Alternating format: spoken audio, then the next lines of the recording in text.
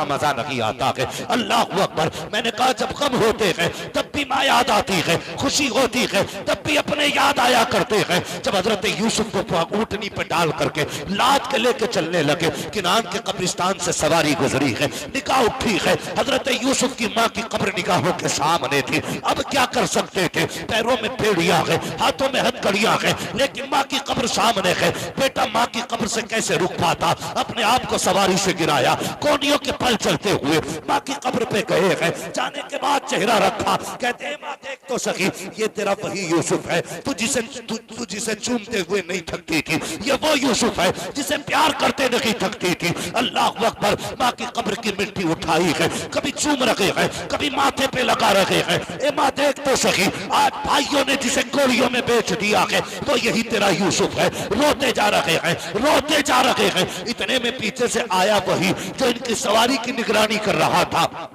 तलाश करते करते आया, आने के बाद देखा आप कब्र से लिपट के पड़े हैं। उठाया, उठाने के बाद कहा भाग रहा था, ये कह के तमाचा लगाया। जैसी हजरत यूसुफ के चेहरे पे तमाचा लगा है, अल्लाह अकबर। एक माँ के सामने किसमें जुर्रत बेटे को तमाचा लगा सके, खुदा की कसम। जैसी हजरत यूसुफ को तमाचा लगा है, निगाह उठी है माँ की कब्र की तरफ, हसरत भरी निगाह से देखा। कहते माँ आज तेरे बेटे को ये दिन भी देखना था, अब तक तो अपनों ने मारा था, अब गैर मार रहे हैं। अल्लाह अकबर। इतना कहना था, काली आंधी आ जाती है, इतनी तेज आंधी थी कि सामने का खड़ा बंदा नजर नहीं आ रहा है। अंदाजे से हाथ पकड़ा, लेकर के ये अपने मालिक के पास पहुंचा। मालिक ने कहा यार बताओ तो सही, ये कौन सी आंधी है, आज तक कभी ऐसी आंधी यहाँ नहीं आई है, कभी किनान में आंधी नहीं देखी। कहा हुआ क्या है, कोई गुनाह तो तुमने नहीं किया है, कोई खता तो नहीं कर बैठा है। उसने कहा जनाब एक गलती तो मुझसे हुई है। कहा कौन सी गलती? कहा मैंने इस बच्चे के तमाचा लगाया था। अल्लाह अकबर। इतना सुनना था। उसने कहा क्यों लगाया तमाचा? कहा ये भाग के जा रहा था, हजरत यूसुफ की आंख में आंसू है। अल्लाह अकबर। नबुव्वत वाली आंखें ऐसे मोती बरसा रही थी आंसुओं के, ऐसा लग रहा था कोई हीरे टपक रहे हो। उसने कहा बेटे बता तो सही, क्या भाग के जा रहा था? कहा नहीं जनाब मैं भागना नहीं चाह रहा था। कहा फिर बता तो सही हुआ क्या है? उसने कहा जनाब मैं झूठ नहीं बोलता। कहा बता तो सही बेटे, क्या तूने झूठ कहा है? कहा मैं भी सच्चा, मेरा बाप भी सच्चा, मेरा घराना भी सच्चों का है, हम झूठ नहीं बोला करते हैं। कहा बेटे फिर क्यों जा रहा था? कहा वो मेरे किनान में मेरी माँ की कब्र थी, माँ की कब्र नजर आई, बर्दाश्त न कर सका, अपना हाल दिल माँ को सुनाने गया था, दर्द दिल माँ को बताने गया था। इसने उठा के बिना पूछे तमाचा मार दिया। कहा बस मेरे तमाचा लगा, मैंने तो देखा देखा मेरी माँ ने भी देख लिया था, माँ की कब्र पे तमाचा मारा। इतना जुमला हजरत यूसुफ ने कहा है। मालिक ने हाथ जोड़े, कदम पकड़ के कहता है ए बेटे माफ कर दिया जाए, बेटे माफ कर दिया जाए। हजरत यूसुफ ने रुख किया माँ की कब्र अनवर की तरफ, कहते माँ तेरे बेटे ने तो माफ कर दिया है, अब तू भी माफ कर दे। इतना कहना था, कल के अंदर सारी आंधियां खत्म हो जाती है। इसलिए मैं कहता हूँ अगर माँ जबान से बोल दे तो तकदीर बदल देती है, माँ हाथ उठा दे तो नक्शे बदल देती है। 70 वाली बददुआ करे, एक माँ दुआ करने बैठ जाए तो खुदा 70 वलियों की टाल सकता है, एक माँ की नहीं टाल सकता।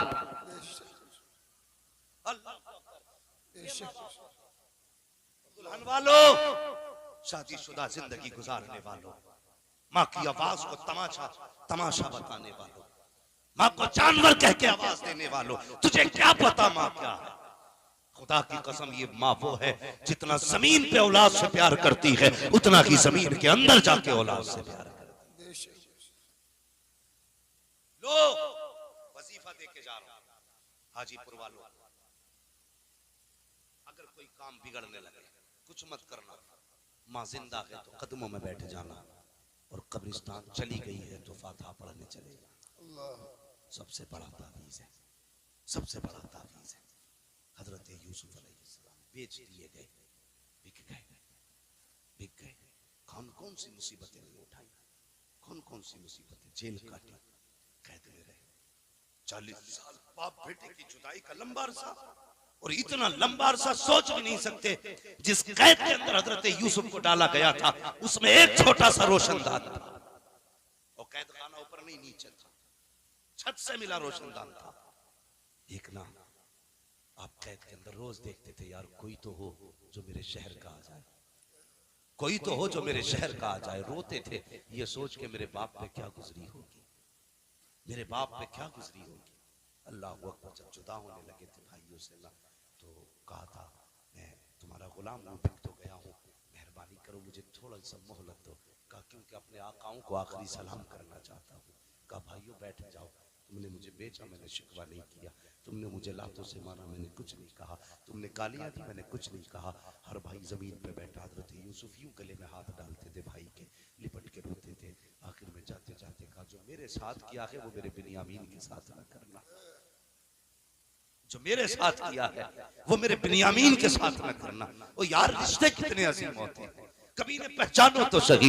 हजरत यूसुफ कैद के अंदर के ख्याल आता है मेरे बाप पे कैसी गुजरती होगी, मेरे बाप की तो मैं जान रहा करता था, उनका तो मेरे बगैर दिन नहीं गुजरता था, आज बरसों बीत गए हैं, उनकी कैसी गुजरती होगी। उसी सुराग से देखा करते थे कोई तो हो जो मेरे शहर का रहने वाला हो, कोई तो हो जो मेरे शहर का रहने वाला हो, कोई तो होगा जो किनान तक चला जाएगा। अल्लाह अकबर। जानते हो एक दिन ना एक मुसाफिर आया, तिजारत के लिए ऊंट लेकर के आया था, माल था ऊंट के ऊपर, और उसी कैद खाने के पास उसने सवारी खड़ी की। जैसी सवारी खड़ी की अचानक ऊंट ने दौड़ लगा दी, वो रस्सी खींचता रहा, ऊंट वहां आ गया जहां हजरत यूसुफ रोशनदान पे नजरें जमा के बैठे थे। जैसी ऊंट का मालिक पकड़ने आया, आपने कहा ठहर तो सही जरा करीब आ। कहा क्या बात है? उसने रोशनदान में देखा, चांद सा चेहरा नजर आया, हैरत में पड़ गया। कहा क्या बात है जवान? कहा कहां का रहने वाला है? उसने बताया फला शहर का रहने वाला हो। आपने फरमाया पता, क्या तू किनान को जानता है? उसने कहा जी मुझे पता है, हमारे करीब में किनान शहर है। कहा फिर उसके रहने वाले याकूब को भी जानता होगा? कहा जी उनको अच्छी तरह जानता हूं, उनको कौन नहीं जानता है? फरमाया जरा ठहर जा, मेहरबानी कर कुछ टाइम दे दे। आपने खत लिखा, लिखने के बाद उसके हवाले किया। कहा तू जब पहुंचे किनान या उस शहर के बूढ़े याकूब के हवाले मेरी तहरीर कर देना। अल्लाह अकबर। उसने कहा जनाब रिश्ता क्या है? कहा बताने की जरूरत नहीं है। कहा ताल्लुक क्या है? कहा कुछ बताने की जरूरत नहीं है, बस ये मेरा खत उसके हवाले कर देना। अल्लाह अकबर। इसने खत लिया, कहने लगा जनाब मैं अभी तो नहीं जाऊंगा, मुझे 8-10 दिन लग जाएंगे। कहा तेरी मर्जी, जब पहुंचे ये खत पहुंचा देना। अल्लाह अकबर। हजरत यूसुफ का खत है, लेकर के ताजिर किनान आया है। जैसे किनान ताजिर खत लेकर के आया है, हजरत याकूब के दरवाजे पे दस्तक हुई है। 3 दिन के बाद, जब इसको 3 दिन के बाद ख्याल आया यूसुफ किसी कैदी ने खत दिया था, अल्लाह अकबर, लेकर के याकूब की चौखट पे आया। हजरत याकूब कहते हैं क्या हुआ, कैसे आए हो? कहा कि फला शहर गया था, एक कैदी से मिला था, उसने खत दिया है। अल्लाह अकबर। इतना सुनना था, खत से पहले चीख निकल गई हजरत याकूब की। कहते हो ना हो मेरे बेटे का खत होगा, मेरे शहजादे का खत होगा। कहा जल्दी कर बता तो सही। जैसी खत देखा है आंख में आंसू आ गए। उसमें लिखा हुआ था बाबा मेरी फिक्र न कीजिएगा, कोई परेशान ना होना, मैं जगह को खैरियत से हूँ। कहा बेटे बता तो सही, जिसने ये खत दिया है उसका नाम क्या है? का नाम तो नहीं बताया, लेकिन चेहरा ऐसा था कि जब उसके आगे खड़ा हुआ था तो उसके चेहरे में मुझे अपना चेहरा नजर आ रहा। अल्लाह अकबर का इतना हसीन कहते हैं।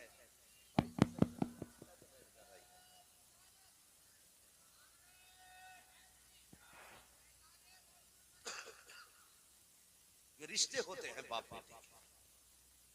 तवज्जो है आप? चले और आगे। बाप की इज्जत करना, कदर करना। इतना रोए बेटे के लिए, आंखें खो दी, रोशनी चली गई आंखों के लिए। कभी तुमने ये सुना है किसी ने ये कहा हो कि जब से इसके बाप का जनाजा उठाए बेटे की कमर टूट गई? कोई नहीं कहता, लेकिन अक्सर सुना होगा जब से बेटे का जनाजा उठाए बाप की कमर टूट गई है। सिर्फ तुम एक परिवार का मेंबर नहीं, बाप की कमर का जोर भी हो, बाप की ताकत हो तुम, बाप की हिम्मत हो तुम। अगर तुम टूटे तो बाप टूट जाएगा, तुम रूठे तो बाप टूट जाएगा। तुमने उसे अकेला छोड़ दिया, वो जीते जी मर जाएगा। लोग कहते हैं मेरा बाप मौज में चैन से खा रहे हैं तो रोटी अलग नहीं, वो जिंदा जरूर है लेकिन एक लाश है, एक लाश है बाप। खुदा के वास्ते बाप को अकेला ना छोड़ना, कभी अकेला ना छोड़ना। हाँ ये वो है जो तेरी मैयत पे कमर तोड़ देता है, ये वो है जो तेरे जनाजे पे हिम्मत हार बैठता है। इसलिए कभी बाप को ना छोड़ना। मेरी गुजारिश है बाप के साथ फ्रेंडली रहा करो, ऐसे बाप के साथ रहा करो जैसे दोस्तों के साथ रहते। और कभी अपने दिलों के राज बताया करो, कभी बाप से भी दिल के राज लिया करो। अल्लाह की कसम, बाप को ना ये सेब, संतरे, अनार, मौसमी का जूस इतनी ताकत नहीं देता जितने बाप को बेटे के मीठे लहजे ताकत दिया करते। कभी उनसे बैठ के मीठी बातें भी किया करो, और कभी छेड़ यार उनसे जिंदगी, कहो अब्बा बताओ तुम्हारी जवानी कैसी गुजरी थी, कभी पूछ बाप से, कभी वक्त दे उसे, हम नहीं देते वक्त। शराबियों नशेड़ियों के लिए हमारे पास वक्त है, फलुओं के लिए हमारे पास वक्त है, जिसने हमारे लिए जिंदगी लुटा दी उसके पास, उसके लिए हमारे पास वक्त है।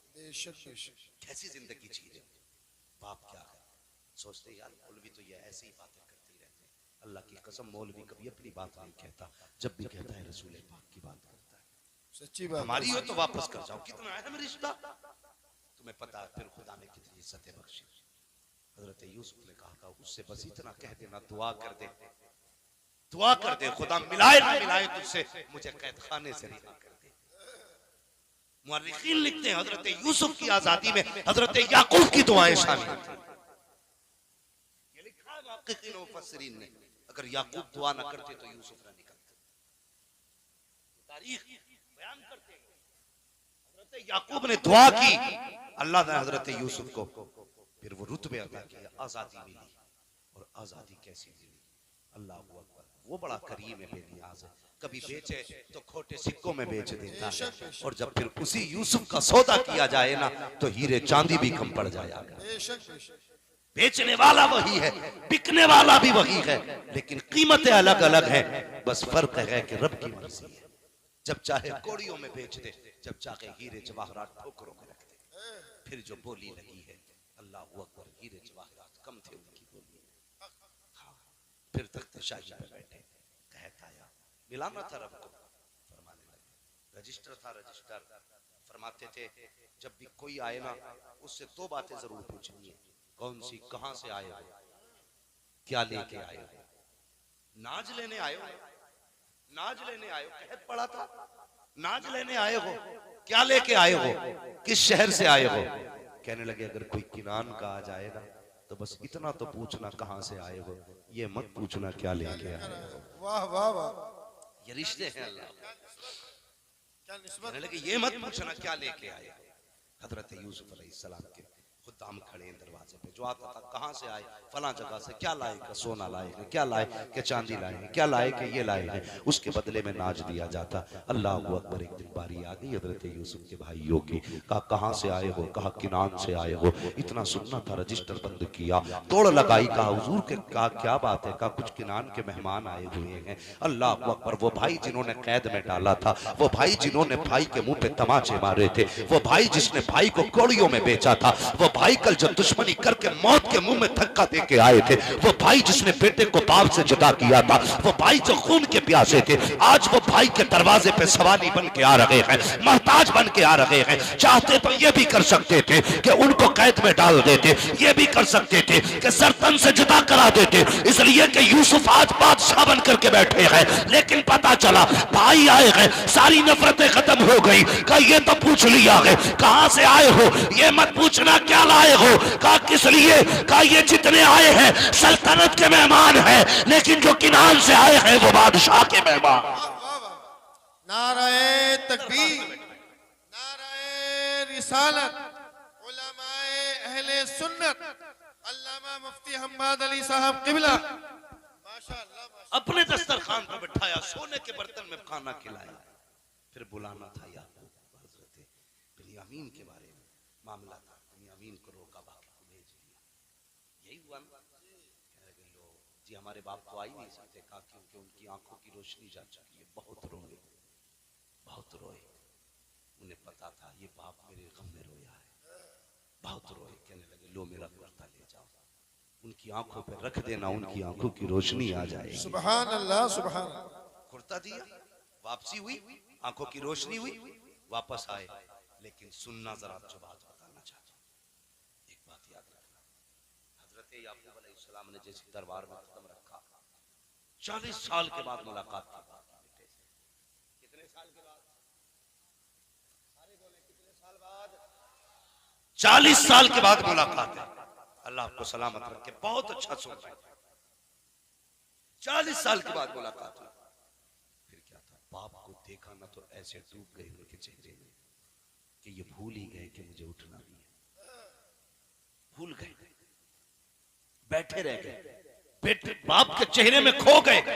40 साल के बाद शफीक बाप का चेहरा मिला था। 40 साल के बाद वो आंखें मिली थी जो प्यार की नजरों से देखा करती थी। 40 साल बाद वो लहजा सामने था जो कभी बात करते न थकता था। 40 साल के बाद वो वजूद था जो सीने से लगा के न थकता था। 40 साल के बाद उस वजूद को देखा था जिसने कंधे पे बैठा बैठा के सैर कराई थी। भूल गए बाप है, बैठे रह गए। अल्लाह ने जिब्रील को भेज दिया, फरमाया जा यूसुफ से जाके कह दे ये बाप के लिए उठ के खड़ा नहीं हुआ, मैंने इसके ना उठने की वजह से मैं ऐलान करता हूं आज के बाद इसकी नस्ल में किसी नबी को पैदा नहीं करूंगा। अगर यूसुफ होकर के बाप के लिए ना उठे खुदा नबूवत ले लेता है, अगर तू बाप के लिए ना उठे तो खुदा तुझे बरकत कैसे दे सकता। क्या बात है, क्या बात है, अजमत वाली चाहिए बरकत चाहिए तो बाप की इज्जत किया। बेशक बेशक। बाप के सामने टांग पे टांग रख के ना बैठ, बाप आ जाए तो उठ के खड़ा हो जाए। तो बाप अगर किसान भी है तो तेरे लिए बाप है। ये रिश्ते बड़े हैं में। आज चंद रातों के बाद रिश्ते बदल जाते हैं। बाप बाप नहीं रहता, बेटा तो सीधा कहता मुद्दा नहीं घर में। अब भाई नहीं कहता शादी बात, या तो कहता बुड्ढन कहाँ गए, बड़े मियाँ कहाँ हैं। अब्बा हज करके आया तो बेटा भी हाजी जी कह रहा है, भाई कुछ तो शर्म कर, तेरा तो बाप है। दुनिया हाजी जी कह रही है चलेगा, तू भी हाजी जी कह रहा है। मेरा बेटा मुझसे कहे मुफ्ती साहब क्या हाल है, अबरार भाई अगर अब्दुल्ला तुमसे कहे क्या हाल है मौलाना, कितनी दूरियां लगती हैं। रिश्तों में लहजों में खुदा ने मोहब्बत रखी है। बेशक बेशक। अगर आप बाप को बाप कहते हैं ना तो आवाज भी लग जाती है और रिश्ते में खिंचाव भी पैदा हो जाता है। क्या बात है, क्या बात। माँ को माँ कहो ना तो आवाज भी हो जाती है और रिश्ते में मजबूती भी आ जाती है। और माँ को अगर औरत कहो ना, ये कुछ चीजें समझने वाली बातें जिन्हें हम नहीं समझते। कहता पता हो भाई तुम्हारे अब्बू कहाँ के, हाजी जी। सामने वाला तो कह रहा तुम्हारे अब्बू कहाँ, तो कह रहा हाजी जी। तेरे अब्बू कहाँ के प्रधान, तेरे अब्बू कहाँ के ठेकेदार अभी यहीं आते होंगे। और ससुराल जा रही है अस्सलाम वालेकुम अब्बू जान। वो इतना लंबा अब्बू जान हो गया।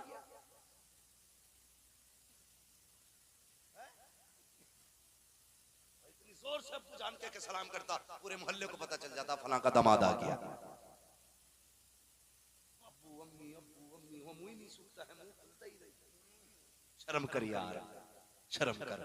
चल वो भी माँ बाप है लेकिन इन्हें प्रधान मत कह, इन्हें भी अपना क्या अंदाज, क्या अंदाज है। गलत कह रहा हूं, सच्ची बात है ना। अल्लाह की कसम जो सुकून बाप कहने में आता है ना वो किसी चीज में नहीं आता। बेशक बेशक। कभी अपनी माँ को कहना वो हाई जी की बीवी रोटी देना था, बता रोटी मिलेगी कि चिमटा,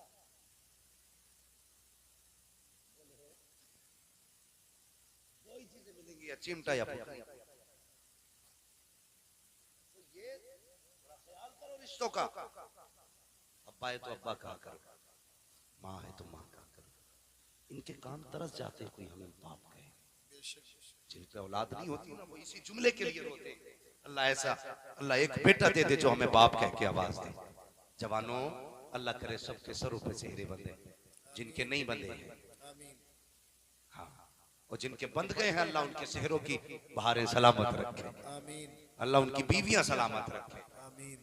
इस बात पे कोई आमीन नहीं करे, बीवियां सलामत, ज्यादा ही चले भूले बैठे होते भाई।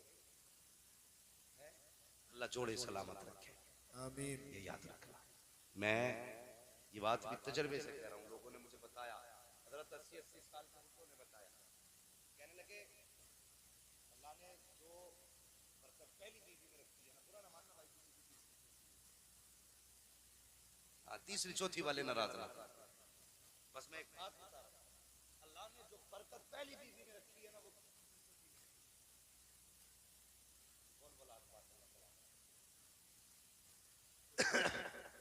कुछ जुमले बड़े तजर्बों से बोले जाते हैं भाई।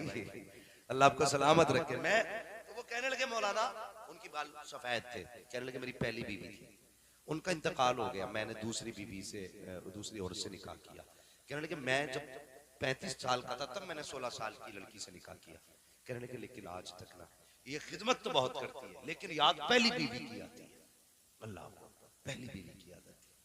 तो ये अल्लाह से दुआएं मांगा करो ना, अल्लाह पहले जोड़े को सलामत रखे। ये बड़े मुश्किल काम होते हैं, दूसरे निकाह होते हैं, बड़े मुश्किल काम होते हैं, हालांकि करने चाहिए। 3-4 तक इस्लाम ने इजाजत दी है। कई मौलवियों ने मुझसे कहा भाई इसमें भी तो तकरीर कर कि 4 बीवियां होनी चाहिए, जिसकी पास दम हो तो कर ले, रोटी खिला पिला सकता है तो कर ले, मना थोड़ी। हम तो कह रहे हैं बड़ी अच्छी बात है, इस्लाम ने तो शुरू ही दो से, कुरान तो कहता ही 2 से है, शुरुआत 2 से हुई है, तू एक लिए घूम रहा है, क्यों ना घूमे बेचारा, पूरे दिन तो जिंदगी ठलुआ में गुजार दी, चुराव पे गुजार दी, न करने के न खाने के। कहते मौलाना एक जब से आई ये मुसीबत आ गई।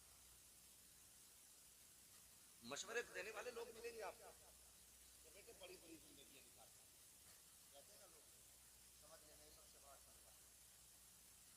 सबसे बड़ा निकम्मा है जो ये कहे शादी के बाद की जिंदगी बड़ी बड़ी है, समझ लो निकम्मा है।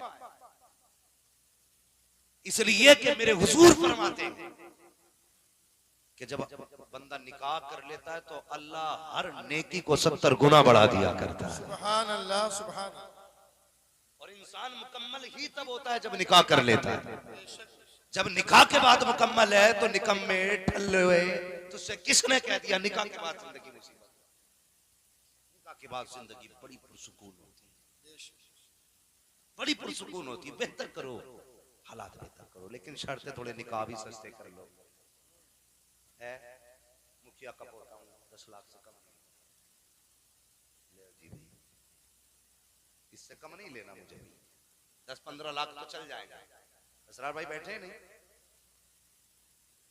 अल्लाह सलामत रखे भाई। तुम सुभान अल्लाह भी मत कहो चाहे, लेकिन मेरे सामने बैठे रहो, अल्लाह सलामत रखे। ये बड़े करीबी रिश्तेदार है मेरा, इनसे हंसने का भी एक रिश्ता है। हाँ ये मामला है, बस अल्लाह सलामत रखे इस पूरे परिवार को। बड़े अच्छे लोग हैं और यूं तो पूरा हाजीपुर बड़ा अच्छा है। एक ही बैठा था, खैरियत है ना आप लोग? खैरियत है? अल्लाह आपको सलामत रखे। दुआएं किया करो, अल्लाह हमारे रिश्तों में बरकतें दे। आमीन। अगर निकाह कर लो ना, मेरी एक बात याद रखो, अपनी बीवियों को सबसे पहला ये सबक बता दो भाई। लेकिन कुछ लोग तो ऐसे करे यार मौलाना अब तो 10-12 साल गुजर गए, आज मशवरा देने आया। लेकिन जिनकी नहीं हुई है उनसे मेरी गुजारिश है, सीधी बात है, अपनी बीवी से पहली बात कह दो, मेरे माँ बाप मेरी दुनिया भी है आखिरत भी है। क्या बात है, क्या बात। तुझे इनसे शिकायत हो तो मुझसे कहना, मेरे माँ बाप से कहने की इजाजत नहीं है। बोलो इजाजत नहीं है। लेकिन हम ससुरों को इतनी जोर से अब्बा ही कह देते हैं कि वो डायरेक्ट हमारे ही अब्बा का गला पकड़ लेते हैं। और वो तुमसे कहना छोड़ अपने अब्बा को, भाइयों को, सीधी बात है, कह दो चल भाई सौदा कर लेते, तू अपने छोड़ दे, मैं अपने छोड़ दे, बन पक्की। ना तू अपनों से बात करेगी ना मैं अपनों से बात करूंगा। समझौता हो जाए, चल ठीक, तू अपनों से बोल, मैं अपनों से बोल। तो ये थोड़ा सा बाप एक बड़े ख्वाब सजा के दूल्हा बनाता बेटा को। मेरी गुजारिश है भाइयों, निकाह के बाद बाप को ना भूलना, माँ को ना भूलना, उनकी कुर्बानियों को याद रखना। ये रिश्ता बड़ा अहम रिश्ता है। जब सब छोड़, मैंने ना वो मियाँ बीवी जो 7 कसमें खाते थे जीने मरने की, है बड़ा मामला खराब है। हमारी कौम चली है लव मैरिज करने पे, तबाही मच गई। हाँ और हमसे ही पूछ रहा फोन करके, मौलाना लव मैरिज करना कैसा है? मैंने क्यों, तेरा अब्बा ना है, तेरी अम्मा ना है, तेरा परिवार नहीं है क्या, बिल्कुल अकेला है, लावारिस है क्या? कहते नहीं वो इस्लाम में गुंजाइश तो होगी। मैंने इस्लाम में गुंजाइश देख रहा, नमाज भी तो फर्ज है।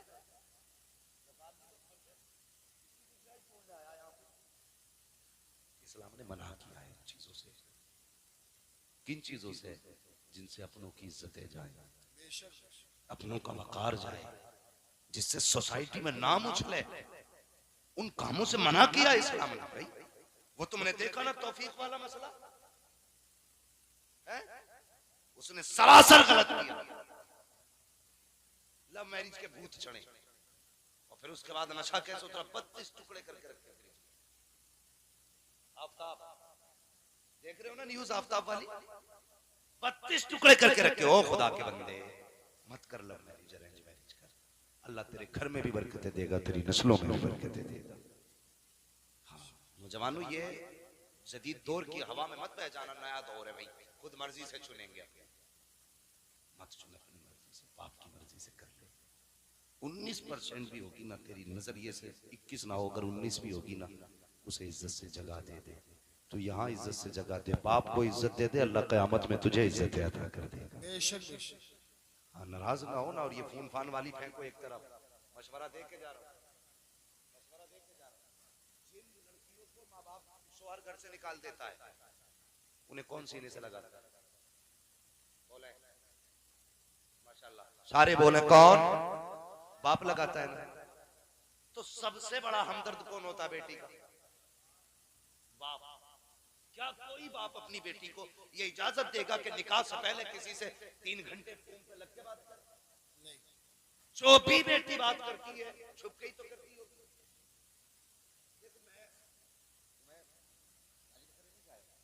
मैं सिर्फ समझाने आया, अगर समझ में आए तो ठीक, ना आए तो भी ठीक। जैसी करनी वैसी, जोर से जैसी करनी वैसी भरनी। जहां देखो हजरत ट्रेन चल रही, रोड पे मैं देखा रात में ना पेड़ से चिपका खड़ा, मैं समझ गया कब्रिस्तान की दीवार से लगा पड़ा। भाई कहां से यहाँ ताकतवर सही आते हुए डर लगता है, तू तो इश्क का मरीज है। जिधर देखो वहां पे इश्क के बीमार बैठे हैं, हजारों मर चुके और सैकड़ों तैयार बैठे हैं।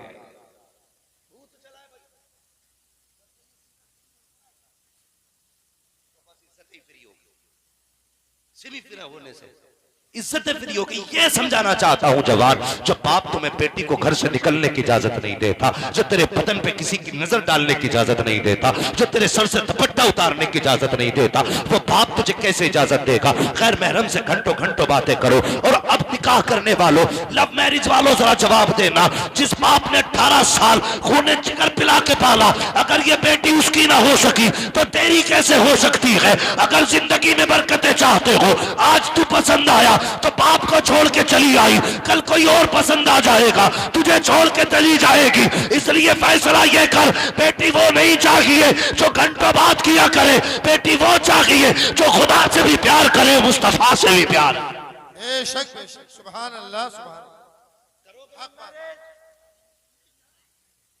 अरेंज मैरिज करना, हाँ अल्लाह तौफीक दे। और फोन सिर्फ जरूरत पे इस्तेमाल करो। आजकल तो फेसबुक पर रिश्ते हो रहे हैं, फेसबुक पे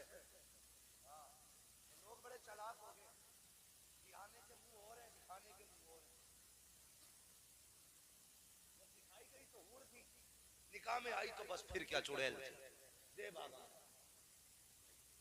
अपने माँ बाप को भेजो और सिर्फ ये मत दिखाया करो रंग रूप कैसा, ये भी दिखवा लिया करो।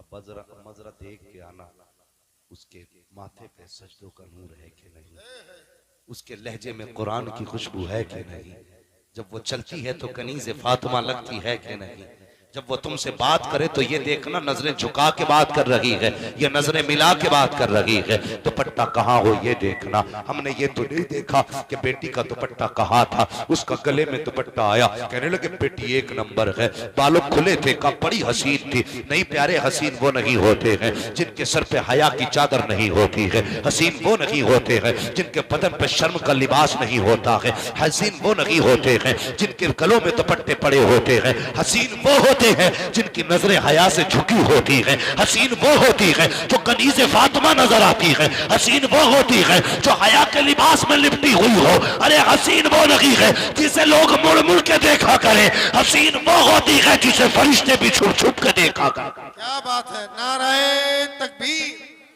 नाराए रिसालत।